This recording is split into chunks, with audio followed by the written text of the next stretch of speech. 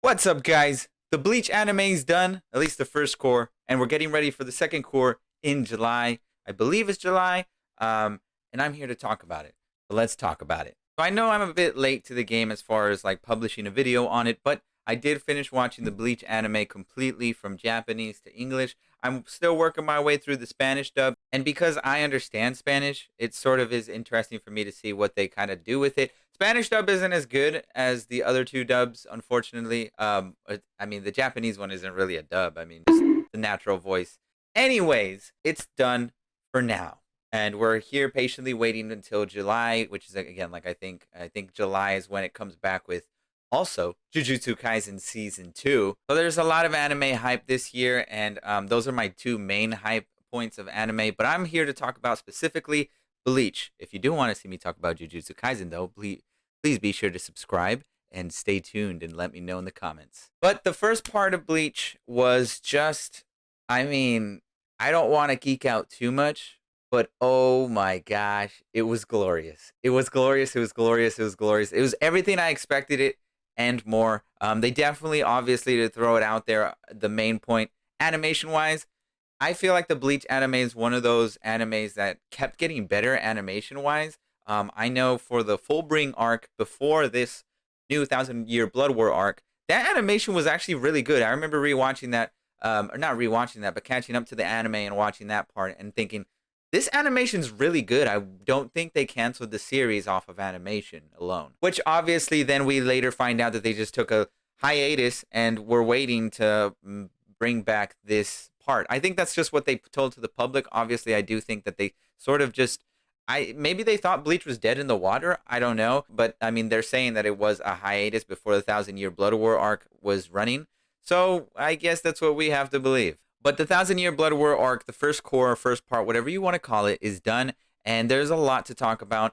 Animation aside, the story contents and everything that happens from the beginning to the end, there's a lot to digest. My main highlights of the Bleach anime that I really enjoyed was because I can't really think of anything that I didn't enjoy about the Bleach anime. I'll be dead ass. I'm gonna be honest with you, and this is not just me writing the anime so hard because I'm a huge fan. I mean, it's one of my favorite shonen of all time. Saying that, I really do think they brought it back, and they brought it back with like just heat, straight heat. I mean, first off, the show comes back and instantly we get I guess the downside of the biggest downside I see of the anime was the beginning was a little bit weird.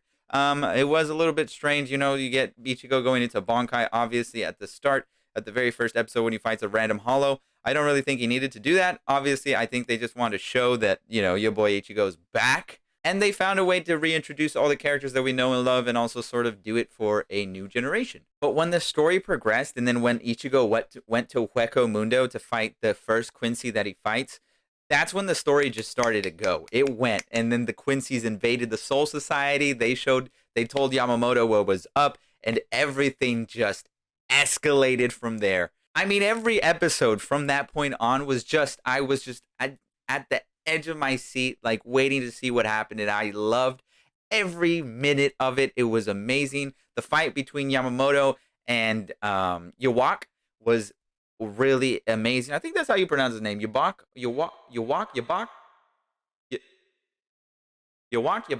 No.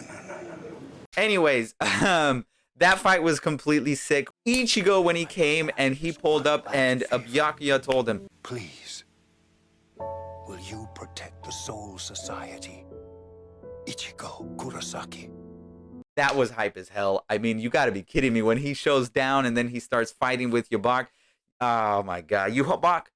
It's Yuhabak. That's what it is. Yuhabak. I don't know why he has such a difficult name to pronounce. Kubo, you have some explaining to do, my man. And then obviously, you know, Ichigo gets the revelation that I think a lot of us probably got the inkling and probably knew, especially if you're manga readers, that he himself is part Quincy, or at least has Quincy powers, and he doesn't know why. He doesn't know what's going on there. And then obviously later on in the series, toward the latter end, that's when we get shown and revealed by Ichigo's father that his mother was a Quincy. And speaking on the last part of this anime, that was my favorite part. Everything but the rain, it was just so good when we get to see Ichigo's dad a total complete badass when he was a younger captain. That was just amazing. And then getting to meet Ichigo's mom, getting to meet her was just great. And getting to see what their relationship and what led to them sort of like falling in love, and then obviously becoming the parents of the main goat, Ichigo, that we know and love.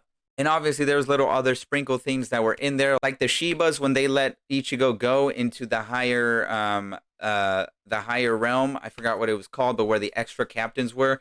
And they said, I don't think we want to upset brother. We should let him go. Obviously implying that Ichigo's dad is part of the Shiba clan. And then obviously we get the realization that Ichigo isn't just a Soul Reaper from his father, and he isn't just a human from his mom. He's actually a Soul Reaper, human, Quincy hybrid. He's all three things. If you ever thought a Mary Sue was going to be in a shonen anime, well, here's the Mary Sue of all Mary Sues, Ichigo Kurosaki, my man. But anyways, he realizes that, comes up with a new Zanpakuto, and the anime ends there with him holding his new Zanpakuto, a two-blade wielding Zanpakuto, which is actually very, very important to note, because at the beginning of the series, Yamamoto mentions that Shunsui and Jushiro were magnificent Soul Reapers, and they were the only ones in the Soul Society that had dual wielding swords. Obviously now Ichigo broke that, and he became another one with dual wielding swords, one for his Quincy side and one for his Hollow side, which was the Soul Reaper, I guess. And that is obviously where the anime ends, and he gets reborn, if you will, into a new, and we're ready for him to fuck shit up again. There's more that happened in the anime, like, for example, Kenpachi fighting Unohana to validate him as Kenpachi. That was just immaculate. When Shinsui, as the new head captain, reveals that he needs to train Kenpachi in order to fight Yuhabak and in order to fight the Quincy's, because obviously they got their shit rocked and they don't want that to happen again. That's when he says, I only know one person that could do this properly. And then he reveals, that's you, the first Kenpachi. And there she shows up.